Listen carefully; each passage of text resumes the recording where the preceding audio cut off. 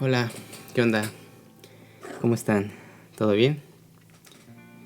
Yo aquí practicando un rato. ¿No se acuerdan de todo el desmadre mediático que se hizo en el 2020? Cuando,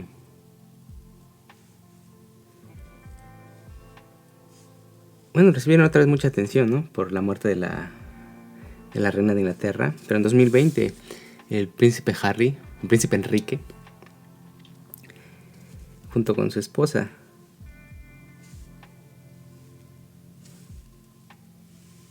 bueno, anunciaron que digamos que iban a renunciar al tratamiento de Alteza, de formar parte de la familia real. Y bueno, también iban a dejar de ser sustentados económicamente por los fondos de la corona. Que bueno, al fin y al cabo vienen pues de dinero público, ¿no? Y bueno, como en este tipo de situaciones donde pues aún se conservan estos títulos nobiliarios, en Japón también hay casos muy parecidos. De hecho, yo creo el más reciente, el año pasado, así de manera muy similar, una de las nietas del emperador emérito, del que fue emperador hasta hace unos 4 años, Hirohito, la princesa Mako-chan, que bueno, ya no es princesa, precisamente la princesa Mako también decidió casarse, digamos, como un común, con el que en ese entonces parece que era un estudiante de leyes o bueno, digamos que era su compañerito de clase, ¿no? Iban a casarse con un común, con alguien que no pertenece a la familia real, pues tiene que renunciar automáticamente al tratamiento de princesa. Tiene que renunciar pues, a todos los beneficios que le trae formar parte de la familia imperial. Y ni siquiera puede vivir ahí. O sea, después de que se anunció y se casaron, pues, se tuvo que mudar, salirse del palacio. Creo que ahorita vive en Estados Unidos, en Nueva York, junto con su esposo. Así, de igual manera, o sea, cuando se anunció todo así como, qué onda, ¿no? O sea, debe renunciar a ser princesa. Así casi igual, como en el príncipe Harry, como de cuento de hadas. Digamos, renuncia a todo por amor. Y claro, no estuvo exento, digamos, de polémicas. O sea, su esposo creo que es hijo de una madre soltera.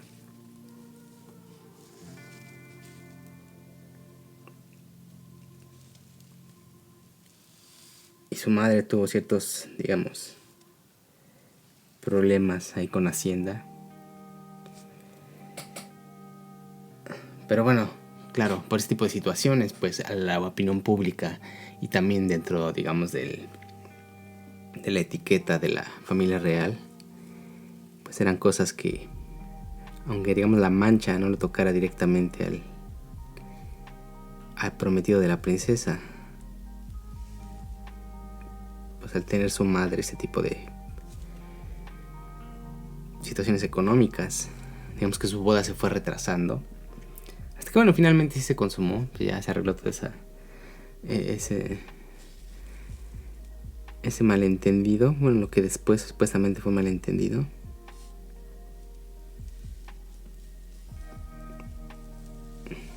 Pues ya viven felices para siempre.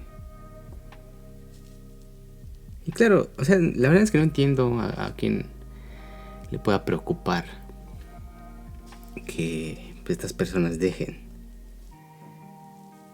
sus privilegios de reales, renunciar a la nobleza, bueno, a la realeza más bien.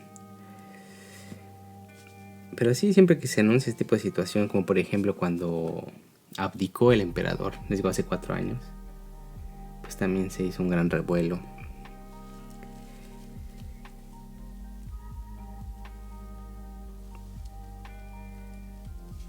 Y aquí lo curioso es, por ejemplo, que, pues sí, a pesar de que se casan con un común, entre comillas, pues son personas que también pertenecen a la clase alta.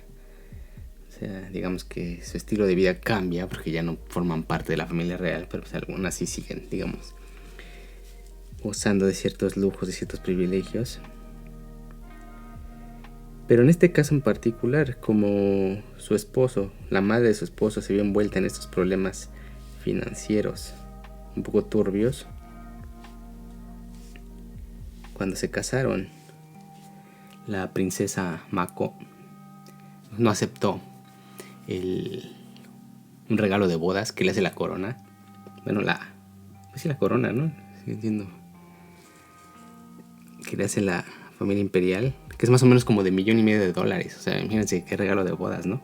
O sea, no es como cuando te pegan los billetes de 100 pesos en tu vestido de bodas aquí en las bodas de México.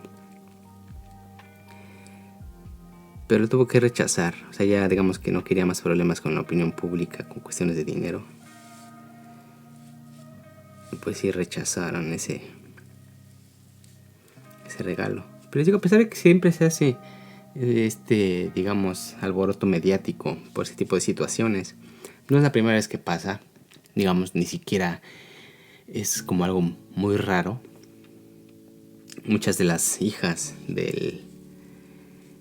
pues sí, desde el emperador Showa, el que estuvo durante la Segunda Guerra Mundial, también digamos que renunciaron a pertenecer a la familia real. Y fíjense, un caso curioso, un caso que a mí me llamó la atención, un caso interesante, que es precisamente la tía de esta Mako, de la princesa Mako, de Mako-chan. Su tía, que es la única hija del emperador emérito Hirohito, la princesa Sayako, también, digamos, renunció a la familia real al casarse con un común. No sé si diga común, en inglés le dicen commoner, pero no sé si esté bien dicho, pero bueno, una persona común y corriente, alguien fuera, digamos, de la familia imperial.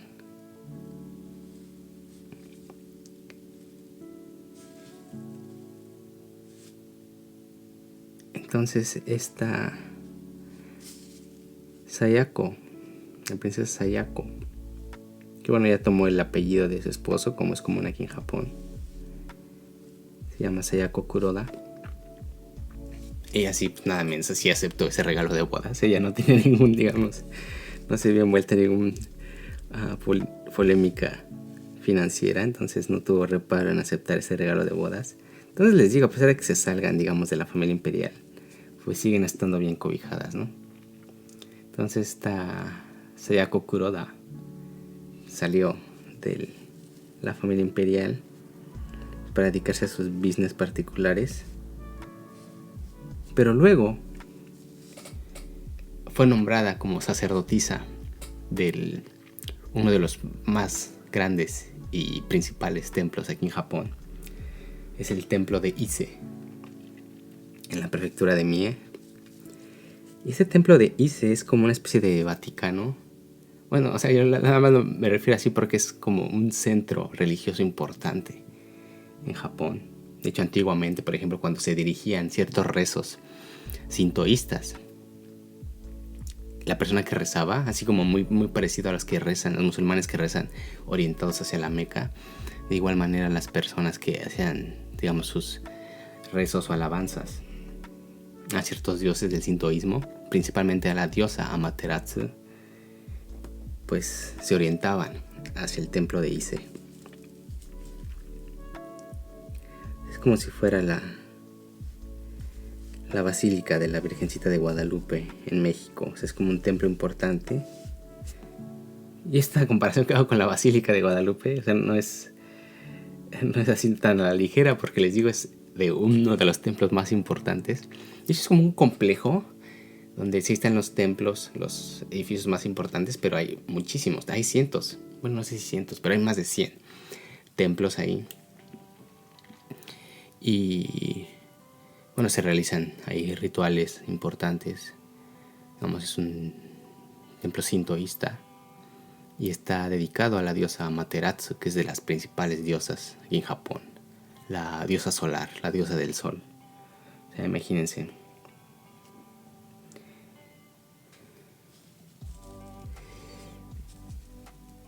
Y les digo, no es coincidencia que haga esta comparación con la Basílica de Guadalupe. Bueno, primero es una diosa, ¿no? La diosa Amaterasu.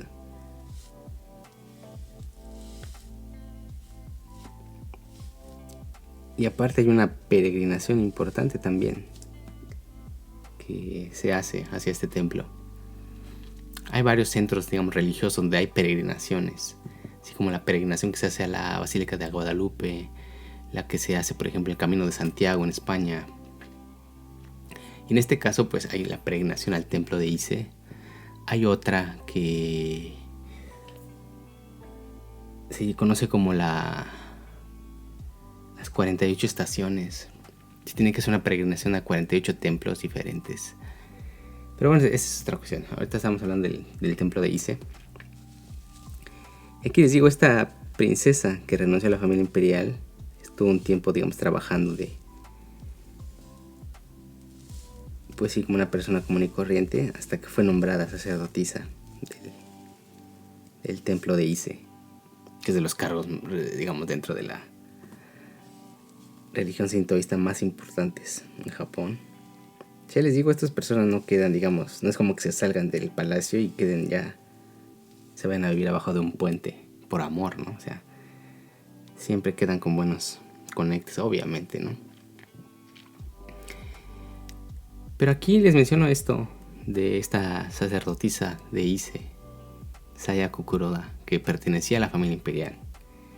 Porque precisamente el capítulo siguiente del Genji Monogatari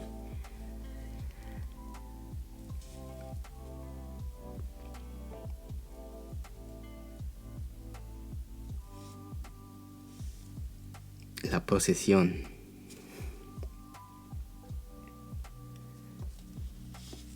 Aquí empieza el capítulo hablándolos de hecho lo menciona muy de pasada, pero son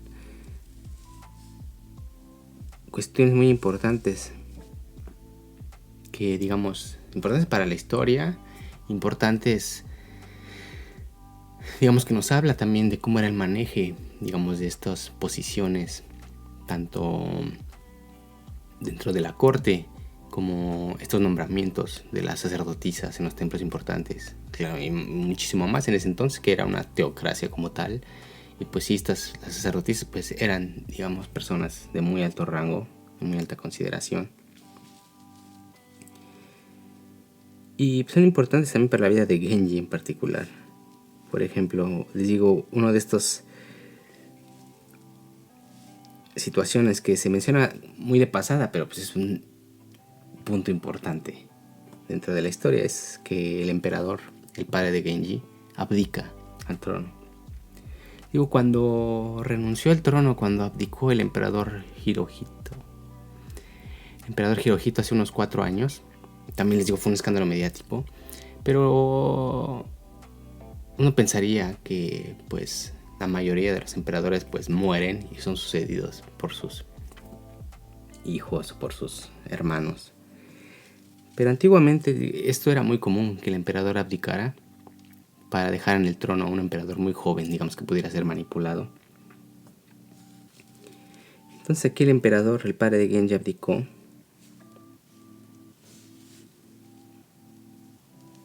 Y subió al trono su hijo,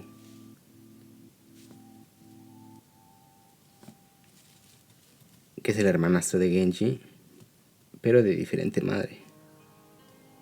Aquí en este caso su madre era Kokiden, la primera esposa del emperador. Y es el emperador Susaku. Y este emperador pues está como medio X, ¿no? También, digamos, en la historia se mencionaba así muy de pasada. O sea, todo estaba como enfocado en Genji y sus alrededores. Entonces, pues este sí era el sucesor. Y aquí lo interesante es que al ascender al trono, este Susaku, el hijo del emperador con la primera esposa que tuvo, ahora queda como heredero otro de sus hijos, que es el hijo de Fujitsubo, la favorita del emperador, que ya había sido nombrada emperatriz.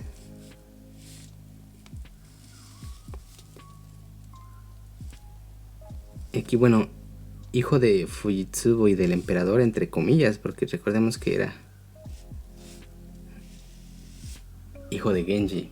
O sea, ahora el heredero al trono, pues era el hijo ilegítimo de Genji con su madrastra.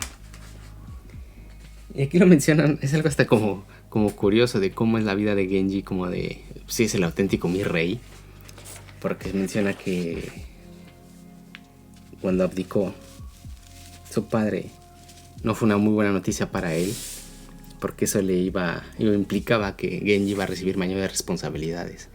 O sea, su hermanastro subió al trono, nuevo emperador, Susaku, y él también, digamos que iba a tener una posición más relevante dentro de la corte, y eso le acarreaba mayores responsabilidades. O sea, y él se queja como que ya no iba a tener tanto tiempo para sus placeres, principalmente con las damas de la corte, ¿no?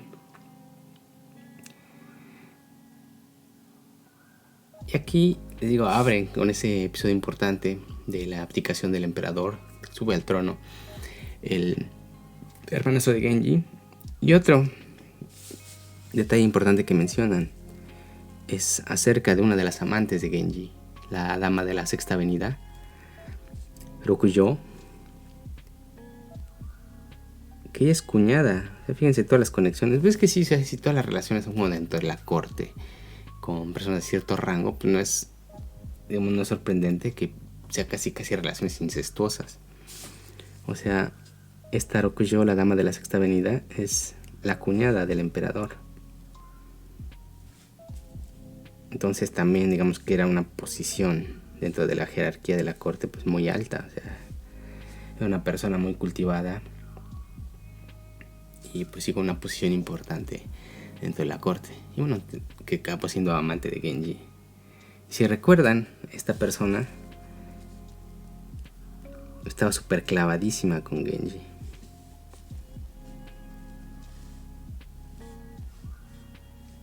Y aquí el episodio importante que nos mencionan al empezar este capítulo es que la hija de la Rokuyo, de la dama de la Sexta Avenida, fue nombrada.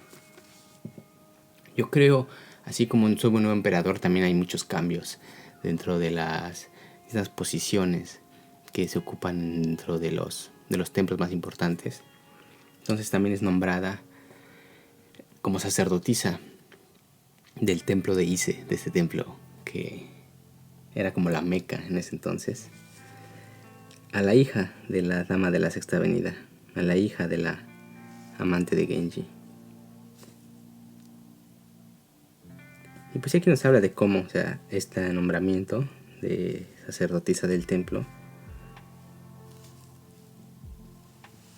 pues no puede ser cualquiera, ¿no?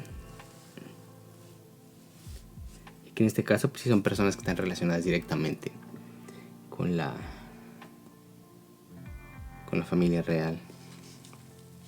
Pues fíjense, hasta nuestros días, o sea, la hija del emperador emérito, a pesar de que se salió de la familia real, terminó siendo la sacerdotisa del templo de Ise. Y dentro de todo digamos, cambios, tanto políticos, bueno, que en ese entonces no había tanta separación, ¿no?, como dentro de la iglesia. Ocurre un fenómeno casi cómico, pero le acaba trayendo consecuencias importantes a Genji y a su familia, que es otro evento relacionado con un templo importante, pero en este caso es un templo que está en Kioto, que es el templo de Kamo. Y aquí también les digo, o sea, hubo cambios en la administración, Y pues sí, también hubo un nombramiento de una nueva sacerdotisa, pero en este caso el templo de Kamo, que también era un templo importante en Kioto. Sigue siendo un templo importante en Kioto. Te digo, todo esto, o sea, a pesar de que ocurrió hace 1000 años, más de 1000 años, o sea, siguen existiendo este tipo de templos hasta nuestros días, siguen celebrando los mismos festivales, los mismos tipos de rituales, y hay muchas cosas que no han cambiado desde hace muchísimo tiempo. Las mismas familias siguen ocupando cargos importantes. Pero en este caso, el nombramiento de la sacerdotisa del templo de Kamo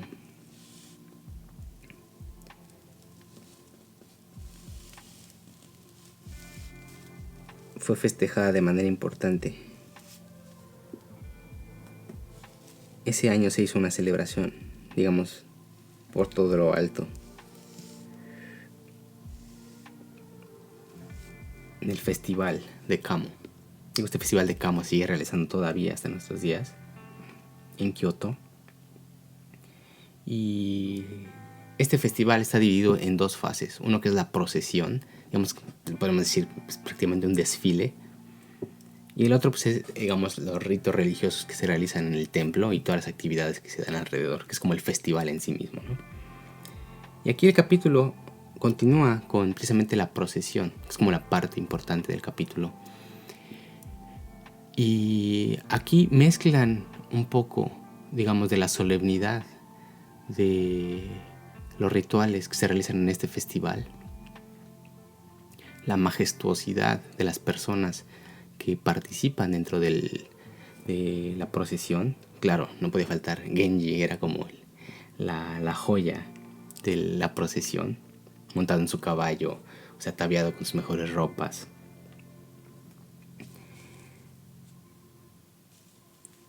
Y aquí, pues todos querían asistir a ver el desfile, a ver la procesión al templo de Kamo. Y aquí les digo, lo que mezclan casi esta cuestión toda solemne, que está relacionada con estos ritos religiosos, lo mezclan con un episodio que es casi cómico. Que aquí, la amante de Genji, Rokuyo, la dama de la Sexta Avenida, la que su hija había sido ya nombrada también sacerdotisa de otro templo importante, acude a este desfile. Y aquí mencionan que acude un poco como que no queriendo, porque a pesar de que es la amante de Genji, digamos que Genji la tiene así como muy abandonada. Entonces ella siempre la anda reclamando, así como novia tóxica. Que por qué no la va a ver, que seguro se la pasa mejor con sus otras novias, que tú, que yo. Ya saben, esta relación un poco intensa que tienen Genji con su amante. Entonces ella así como para darle picones para que, pues sí, motivarlo un poco. Le dice, oye, mi hija acaba de ser nombrada como la sacerdotisa de este templo. Y dice, pues yo creo que me voy a ir con ella y te vas a quedar ahí solo, ¿no? Seguro me vas a extrañar. Así como, digamos, pues sí, para picarlo un poco ahí a Genji, diciéndole que si no la aprovecha se le va a ir, ¿no? Y les digo, acude un poco de malas porque está un poco, digamos, resentida, enojada con Genji, pero acaba yendo, o sea, no se puede resistir a los encantos de Genji y acaba yendo. Y claro, no va como cuando vas a ver el desfile del Día de la Independencia al Zócalo. No vas en metro y ahí estás con toda la chusma. O sea, los que eran personas importantes acudían en sus carros ya sea tirados por bueyes o por personas. Casi como escena de Juego de Tronos. Entonces aquí digo, la escena es que llega ella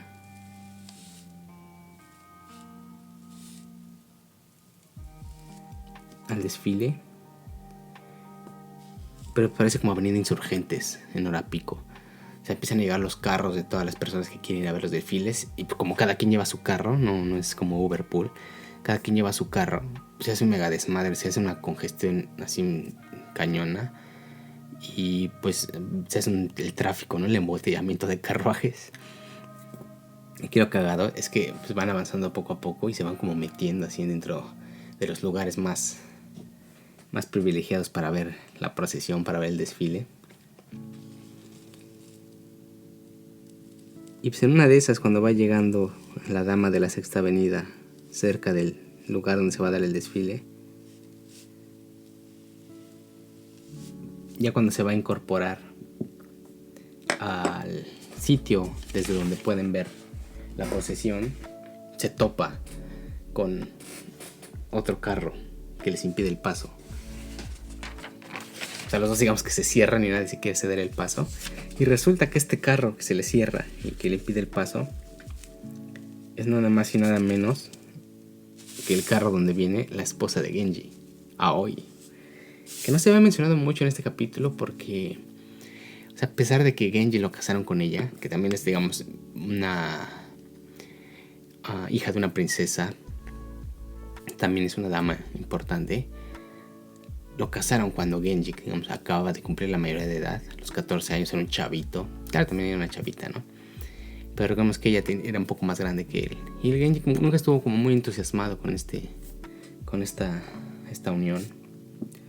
Después se menciona que sí la quería, pero además que nada quería como a sus suegros. O sea, que es como todo lo contrario, se llevaba mucho con sus suegros y principalmente con su cuñado. Pero pues la relación que tenía con ella era como muy X. Y pues ella también sintiendo esta como un poco indiferencia de Genji. Y que ya recordemos que se la pasaba un día sí y un día no con ella. Y los otros, o se la pasaba en su casa jugando con su hija adoptiva, bueno, no su hija adoptiva, con la chavita que se llevó a Murasaki. O en otras casas con otras amantes que tenía. Pues su esposa estaba también un poco, digamos, resentida. O sea, que todas acaban resentidas con este güey porque no las pela, no les da el 100% de su atención, ¿no? Siempre anda buscando nuevas aventuras. Entonces, pues es entendible que su esposa pues siempre lo reciba fríamente. Y cuando Genji le quiere platicar algo, ella le dice, sí, güey, ¿no? Así como, a ver, ¿con qué choros me vas a salir? Pero bueno, ella también se ve obligada a ir a ver a la procesión, pues porque iba a participar su esposo. Si no iba, pues iba a ver así como que no era bueno para las relaciones públicas, para la imagen pública, ¿no? Se acaba topando con la dama de la Sexta Avenida. Y pues ellos, como son gente, digamos, decente, pues no se van a bajar a hacérsela de pedo al otro, ¿no? Ahí están como de sus carros viendo qué pedo que está pasando, ¿no? ¿Quién está haciendo paz ahí? Pero pues los que sí son viñeros, pues son los que van jalando los carros, ¿no? Todos los sirvientes. Pues ellos sí se empiezan a pelear entre ellos. Pues así de, ábrete tú, ¿no? Déjanos pasar. Y dice, no, yo no me voy a mover. Pues nos movemos los dos o no se mueve nadie y nos quedamos aquí a ver cómo le haces. Y ya saben, ¿no? Todo este tipo de situaciones que pueden encontrar en el tráfico en la ciudad. El chiste es que, pues, a pesar de que la dama de la Sexta Avenida era la cuñada del emperador que había abdicado recientemente, pues no podía competir con la esposa del mi rey máximo de Genji. Pues al fin y al cabo acaba cediendo esta, digamos, pequeña disputa entre los carros, a ver quién pasa primero. La gana la esposa de Genji, Aoi.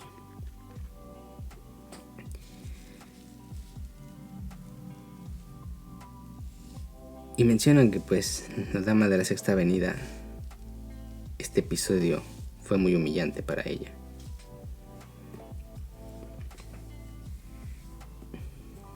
Porque ella es, digamos, también dentro de las meras dentro de la jerarquía de la corte.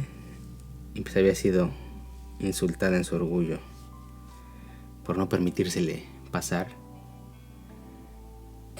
Y pues no pudo estar en un lugar chido para ver la procesión. Digamos que vio desde lejos, así como estar en la última fila.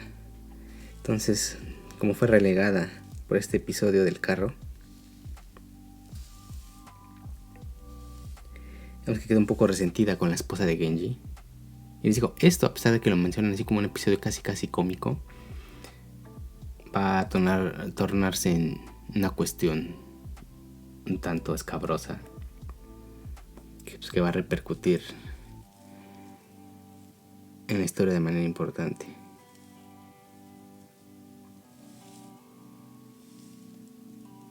Y bueno, ya acaba la procesión, se hace todo lo que se tenga que hacer.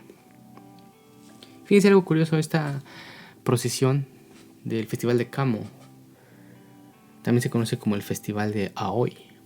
De hecho, hoy en día es más comúnmente conocido como el Festival de Aoi, como el nombre, como el de la esposa de Genji, Aoi, que esto alude a una flor, a una planta, que en español se conoce como la malva, o la malva, la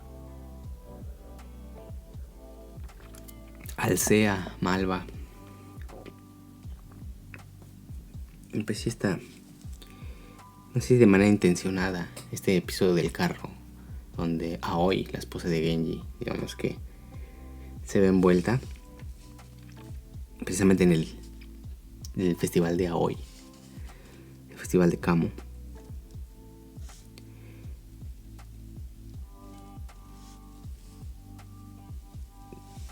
Fíjense, un pequeño paréntesis, la hoja de esta planta, de esta flor, forma parte del emblema de la familia. ¿Cómo se llaman estos?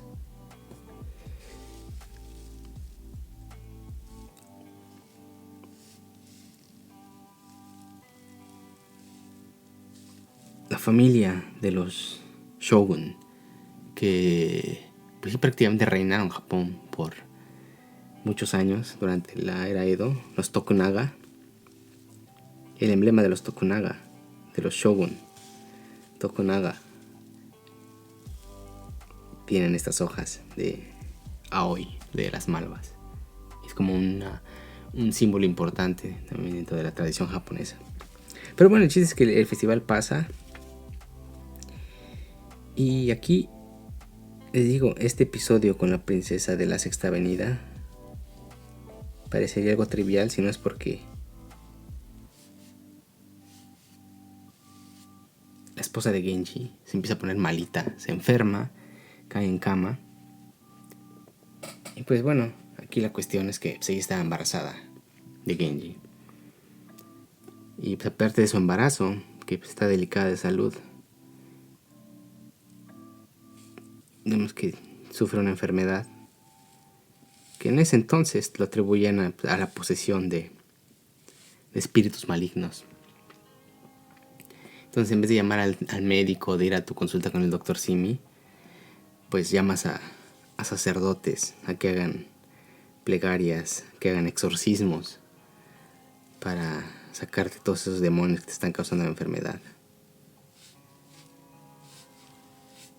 Y pues cae gravemente enferma, entonces todos piensan que pues es un demonio muy ojete que se apoderó de ella, porque pues, ni con rezos de los más importantes sacerdotes, acá ni el padre Carras la podría exorcizar. Así es que va deteriorándose poco a poco a medida que, digamos, el parto se acerca.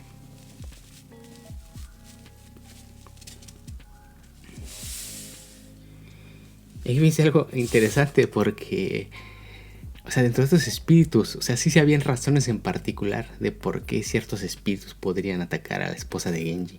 Entonces los sacerdotes, al ver que sus rezos, sus plegarias, sus exorcismos, todas esas ondas no estaban funcionando, pues ya van con Genji y dicen, oye, ¿qué onda? Necesitamos investigar un poco más, ¿no? O sea, en vez de hacerle análisis de laboratorio, sacarle la resonancia magnética, o sea, sus investigaciones que van con Genji y dice, oye, ¿no tienes ahí un enemigo o alguien que le quiera echar mal de ojo a tu esposa? Dice, no, pues que creen que no. Dice, ¿quién se haya muerto recientemente? Que algún espíritu ande rondando por ahí.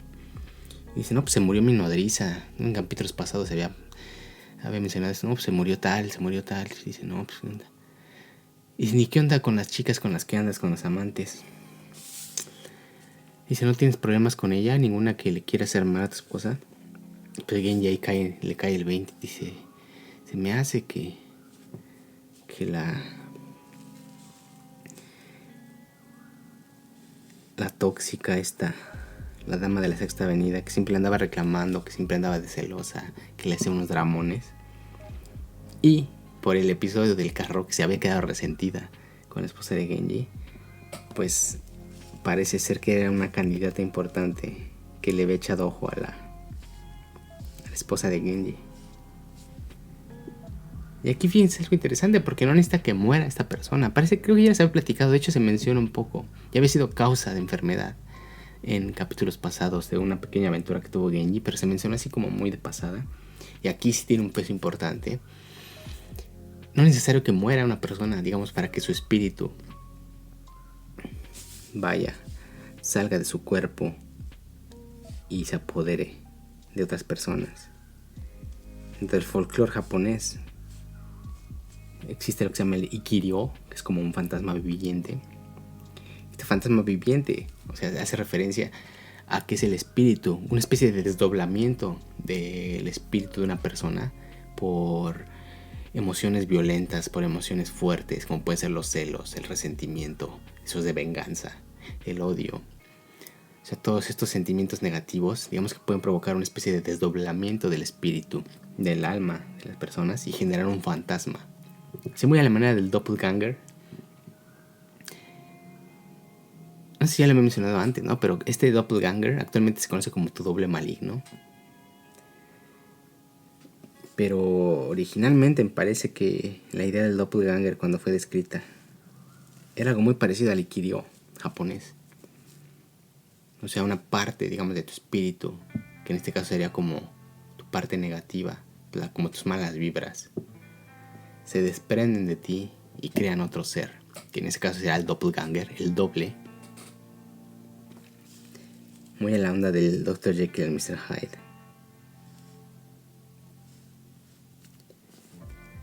Pero aquí en este caso, pues estos celos de resentimiento, el sentimiento de abandono de la dama de la Sexta Avenida, pues generaron este espíritu. Y ahora, claro, esto se nos platica por la autora. O sea, la autora nos dice, no, pues el espíritu de esa chava, de la dama de la Sexta Avenida, se apoderó de Aoi, de la esposa de Genji. Pero ¿cómo es que, digamos, en los personajes dentro de su mundo, cómo es que se dieron cuenta que algo había ahí relacionado con el Ikiryo, con el espíritu de esta dama de la Sexta Avenida? Por una parte, la misma dama de la Sexta Avenida, o sea, algo interesante aquí es que pues cuando hay ese desdoblamiento, digamos que esa persona no es consciente de lo que esa parte de su espíritu, esa parte maligna puede hacer, o sea, ella actúa de manera autónoma. Entonces pues no se da cuenta. Entonces la manera en que se da cuenta la dama de Sexta Avenida de que algo raro está pasando ahí es que dentro de sus sueños empieza a oler el incienso y las esencias que se utilizaban específicamente para realizar exorcismos. O sea, no eran, digamos, olores comunes.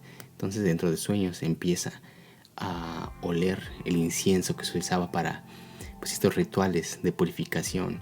Empieza a escuchar plegarias precisamente para realizar los exorcismos. Entonces se saca de pedo, ¿no? O sea, entonces se despierta y dice, ¿qué onda, no?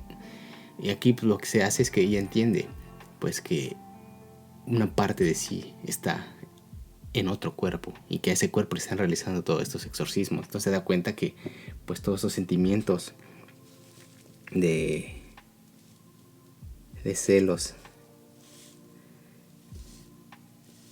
hacia Genji crearon este fantasma.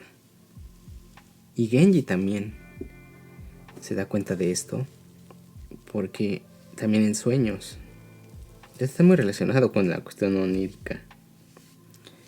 También en sueños está hablando con su esposa, pero su esposa de repente le empieza a responder con una voz que no es la de ella, así como la película del exorcista. Pero en vez de vomitar y girar la cabeza, le empieza a hablar con palabras, con una voz que no es la de ella, y le empieza a reclamar, como diciendo que la tiene abandonada. Dice, no me pelas, ya no te gusto, Ya le empieza a recriminar. Y pues dice, oye, ¿qué onda con esta? No, esta no es mi esposa. Y pues ya cae en cuenta que esa voz no es la de su esposa, sino la de la dama de la Sexta Avenida. Y pues ya cuando se despierta, pues ya le cae el 20 también, que el espíritu que está apoderado, que le está enfermando a su esposa, es el de Rokuyo.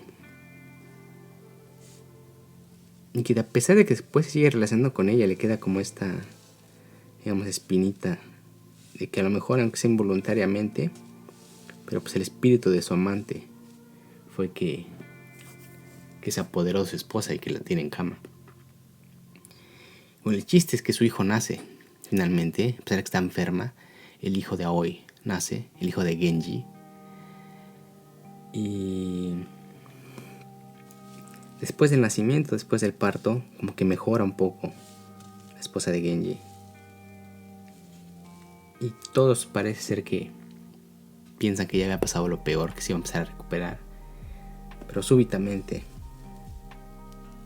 digamos que se agudiza de nuevo su enfermedad y muere, presa de este espíritu del Ikiryo, del doppelganger, de la dama de la Sexta Avenida.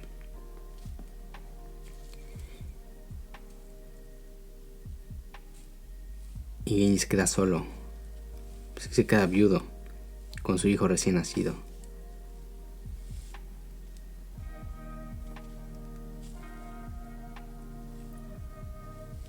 Que llevará por nombre Yugiri.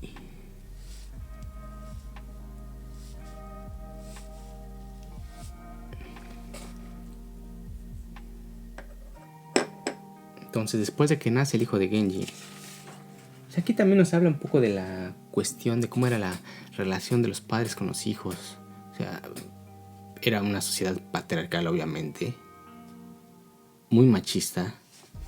Bueno, no sé si se pueda decir la palabra machista en una sociedad donde, o el mismo concepto con el que nosotros lo conceptualizamos ahorita, pero bueno, de plano era una dominación del hombre, sistema patriarcal en su más alta expresión, y en la que a pesar de que nace su hijo, como que a Genji le da igual. O sea, les dice a las criadas de su esposa que había muerto ya, y a sus suegros, dicen, pues ahí se los dejo, ¿no? Ahí cuídenlo, ahí los vengo a visitar yo de vez en cuando, háganse cargo de él, y pues que esté chido, ¿no? O sea, él no se queda a vivir con su hijo. Y lo que hace Genji, a pesar de que su esposa casi ni la pelaba después de su muerte, y precisamente por la causa de su muerte, que fue por un espíritu provocado por los celos de otra de sus amantes, como que le entra la moralina a Genji, y pues ya saben, ¿no? Se empieza a arrepentir, le empieza este arrepentimiento de todos los esposos. Se mueve al estilo de los que se arrepienten después de pegarle a su mujer. Le entra el arrepentimiento. Y pues empieza un luto que durará meses, pues en el cual está lamentando, no sale de su habitación, entra como una depresión, le da la depre a Genji durante todo este luto de su esposa, mientras su hijo pues, está cuidando a su suegra y las criadas de su suegra en su familia. Y se menciona que le afectó tanto la muerte de su esposa que ni siquiera tiene tiempo de ver a sus otras amantes, ¿no? O sea, imagínense.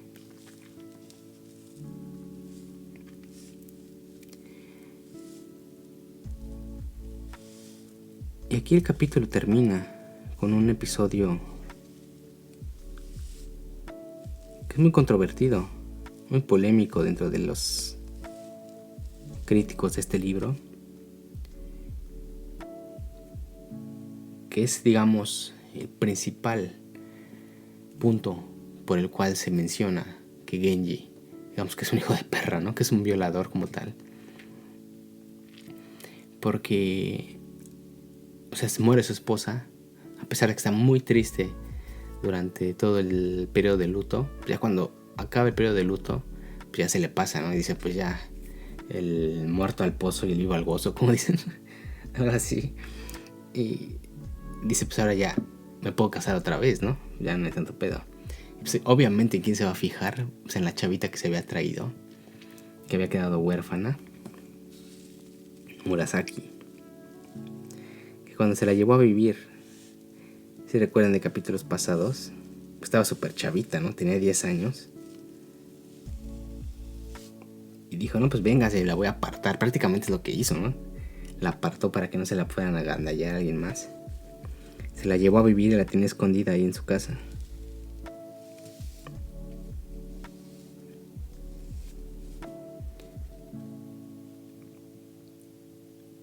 Y pues ya habían pasado años. Y dice, pues ya me puedo casar otra vez, ¿no? Mi esposa ya está muerta, ya pasó el luto, ya no hay pex. Y dice, y además, Murasaki, pues ya está crecidita, ya está en edad de casarse. Y efectivamente, o sea, Murasaki ya para ese entonces ya tiene 14, 15 años. Y él está en los 20 y tantos. Dice, pues ya nos vamos a casar. Y así pues él lo decide, ¿no? O sea, dice, pues ya me voy a casar, aquí yo se hace lo que yo digo. Y aquí pues a él le vale, ¿no? O sea, él le tenía escondido y también como que no quería que hubieran habladurías al respecto. Entonces lo que decide es, digamos, hacer una boda privada, nada más para él y para Murasaki. Pero recordemos que hasta aquí él se había pasado, desde que se había llevado a Murasaki a su casa, la trataba como si fuera una hija. Entonces se ponía a jugar con ella, le ponía a platicar sus cosas, pero pues, tratándola como una niña, porque efectivamente eso era una niña, ¿no? Entonces Murasaki lo veía a él más que a un futuro marido, pues, porque ella ni siquiera estaba pensando en eso, pues como una especie de hermano, de padre, como de compañero de juego, de amigo inclusive. Entonces Genji la toma, se la lleva a su cuarto y dice, no, pues ¿sabes qué? Ya estás en edad de que dejes tus muñecas, ya estás grandecita,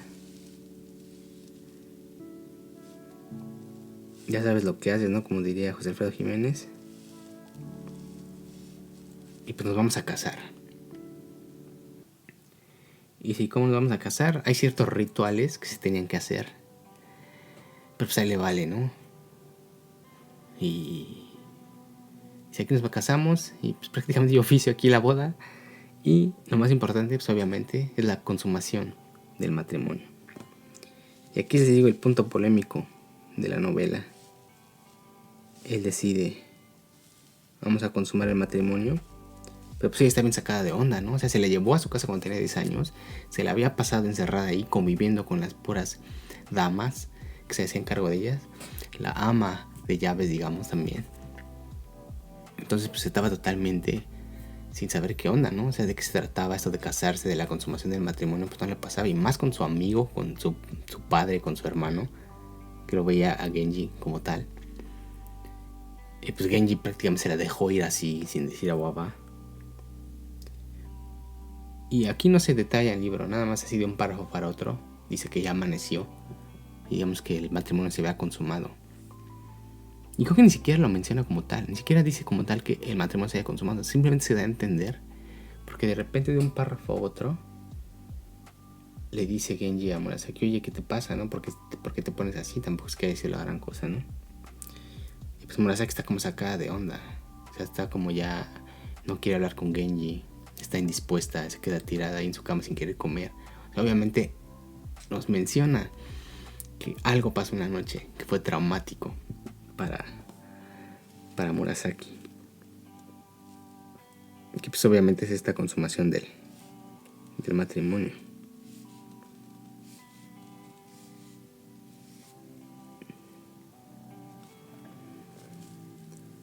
Ya después, digamos que se reconciliarán. Pero pues sin nada de consensualidad hubo ahí.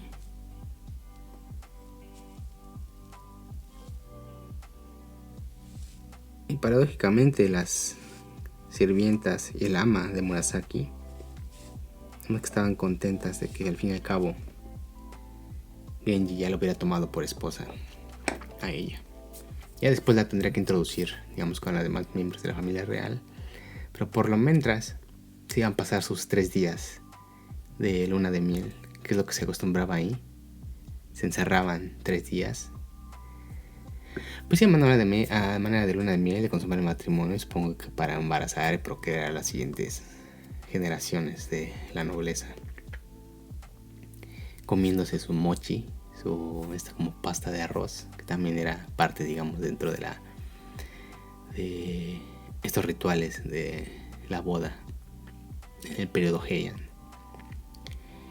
Y bueno, después de comerse sus 3 mochis, de consumar el matrimonio, digamos que empieza una nueva etapa en la vida de Genji con una nueva esposa, con Murasaki. Y pues sí, ya después vendrá qué pasará con la dama de la Sexta Avenida, con su hija, con el hijo de Genji, con Yugiri. Y pues sí, digamos que poco a poco va degenerando un poco. Poco a poco va generando la situación de Genji hasta que llega a su caída y su, pues sí, retirada del mundo. Pero bueno, ¿qué opinan ustedes de esta onda? ¿Cómo ven al Genji de 20 y tantos con una chavita de 14, 15? No sé si en ese entonces, pues sí, era lo común, pero bueno, hay muchas personas que no están de acuerdo. Obviamente la autora del libro sí lo estaba, pues Murasaki Shikibu nombró a Murasaki como una, digamos, la heroína o una de las personajes principales de la novela. Bueno, aquí también hay cierta polémica, ¿no? Puede que Murasaki Shikibu, que no era su nombre real, la autora del Genji Monogatari, la hayan llamado así por Murasaki, la del libro, o sea que haya sido al revés. Pero bueno, no sé, ¿qué opinan ustedes? Ahí después chequenlo, me dicen qué onda. Ahí, ¿qué onda con la peregrinación a la Basílica de Ise? A ver a la diosa Amaterasu, la diosa solar. A la peregrinación de esta de la Festival de Kamo. Y si les interesa esta cuestión de cuando las personas salen de la familia real y renuncian a sus privilegios. Pero bueno, eso ya será cuestión de otro día. Pues cuídense, chicos, ahí nos vemos luego, ¿vale? Bye.